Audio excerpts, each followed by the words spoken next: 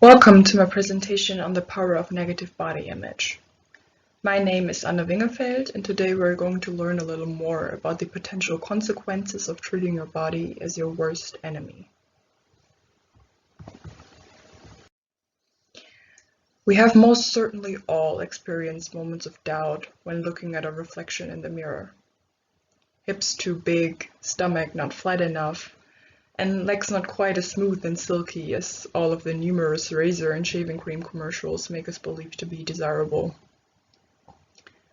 As human beings, we often tend to strive for perfection. Not only do we want to meet our own expectations of ourselves, but we also want to be admired by others. While this tendency may often be confused with narcissism, it is actually perfectly natural for us to show interest in what other people think of us. Being seen and standing out from the crowd, proving our uniqueness while also trying to fit in and find our place in society. It cannot be denied that looks and outer appearance are important when it comes to first impressions. The way we present ourselves, how we dress or do our hair can significantly alter and manipulate other people's perception of us. Now, to get one thing out of the way before diving further into the topic. Body insecurity and beauty standards are not gender-specific problems. However, research suggests that societal expectations concerning the body and outer appearance are more likely to play a greater role in the development of serious mental health problems for women than for men. In fact, the rate of eating disorders towards females is 2.5 times higher as compared to males. This is why the following speech is going to focus more on female beauty standards than male. But it is nonetheless important to keep in mind that men do have these kinds of struggles as well, and that they are not any less valid or important to shed light on. The relationship that we, as the human species, have with our bodies is often turbulent. And sometimes it may even become dangerously toxic. But to understand the power of negative body image and the damage it can do to our mental health, we first need to establish what it consists of and how it develops. Why is it so common for men and women to base their self-worth on their bodies? Where does that image of a perfect body that seems to have been engraved in our minds originate from? The answer to these questions is complex, since a lot of the potential factors are closely linked to each other. This makes finding the actual core problem rather difficult, but the widespread belief that media consumption plays a significant role is what we are going to focus on first. According to a study conducted by the Girl Scouts of America in 2010, out of over 1,000 female adolescents surveyed, 60% admitted to comparing their bodies to what they see in magazines. 88% even admitted to feeling pressured by the media to be thinner, which has ultimately made them consider a diet multiple times already. Beauty standards, nowadays especially established on social media platforms such as Instagram or TikTok, are often unrealistic and unattainable. Filters that make the face look poreless, blurring out even the smallest imperfection from head to toe. And always having a smile on the face. All of these things end up making young girls believe that a small, perfectly shaped body and flawless skin are the only key to happiness. They start idolizing and idealizing a specific body type that seems to fulfill society's definition of beauty. However, what most of these young women fail to consider is that all bodies are different by nature. And once they realize that a healthy diet and sustainable workout plan can only change their body to a certain degree, they often end up exchanging these methods for more unhealthy, unsustainable, and radical lifestyle changes. Eating less calories equals a faster weight loss. A faster weight loss equals a more noticeable body change. And this body change allegedly brings them one step closer to their goal weight, which they think is going to provide them with feelings of endless joy and happiness. Needless to say, This unconditional state of happiness is rarely accomplished. Not even when the intended goal weight is reached. Now, at this point, it is necessary to point out that not all women dealing with a negative body image and decreased body confidence simultaneously struggle with an eating disorder. However, it is worth mentioning that several studies have shown that body dissatisfaction can be a symptom of eating disorders, involving food restriction and excessive unhealthy exercising. And this is exactly where a negative body image becomes dangerous. While beauty standards suggested by the media do play an undeniable role in the development of eating disorders, it is important to keep in mind that unhealthy relationships with food do often develop during childhood. Turning to food as a coping mechanism to deal with negative emotions can lead to a vicious cycle. Overconsumption may lead to weight gain. These patterns of behavior often lead to feelings of guilt and self-doubt, eventually laying the foundation of a negative body image. Bullying and social isolation may follow until the line between appearance, self-worth, and social acceptance cannot be drawn anymore. This is often the point when one diet leads to the next.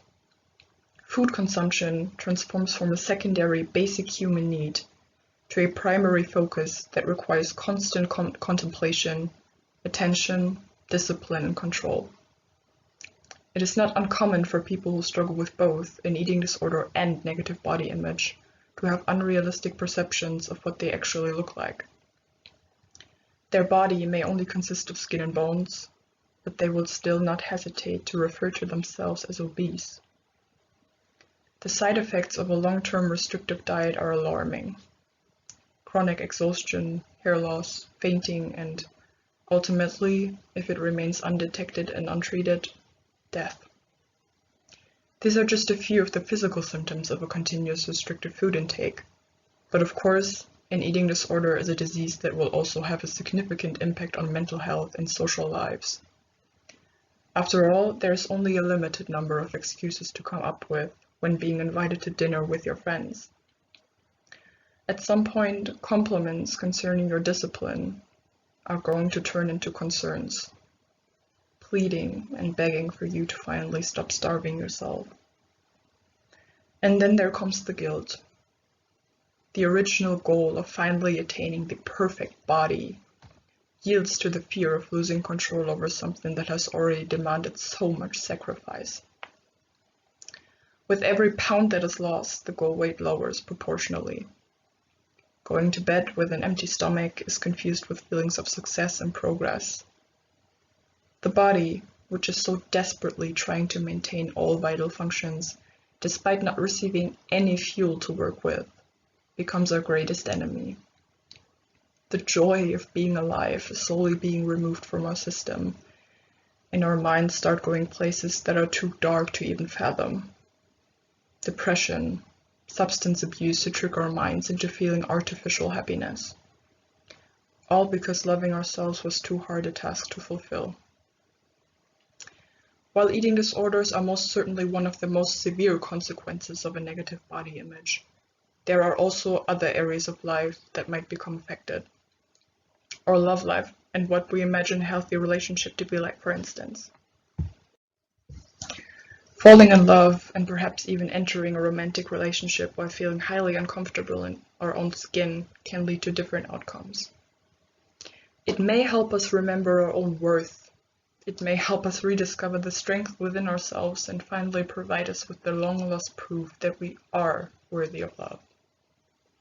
However, falling in love with someone while having nothing but negative feelings towards our body may also put us in a state of dependency. When the love of a partner is used as a way to make up for our lack of self-love and self-worth, we automatically give away too much power.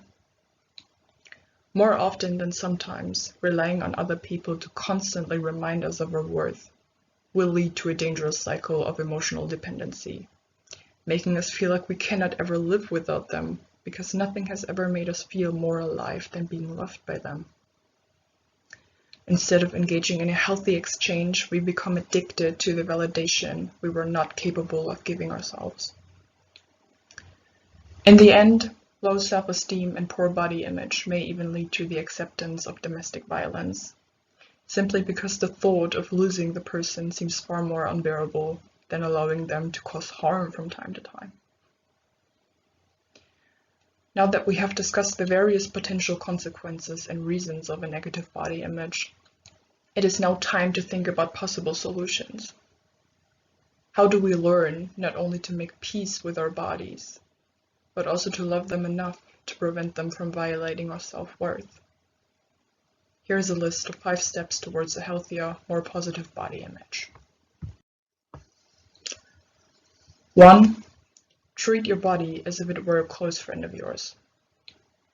The first step towards self-love is a change of perspective.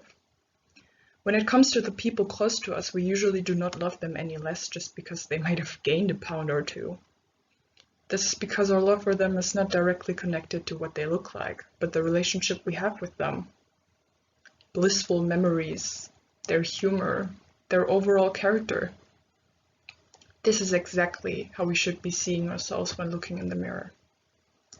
Instead of calling out what we perceive as flaws and imperfections, we should praise ourselves for the things we love about us. While this could be physical characteristics that we find particularly striking, it may also be character traits that we like about ourselves.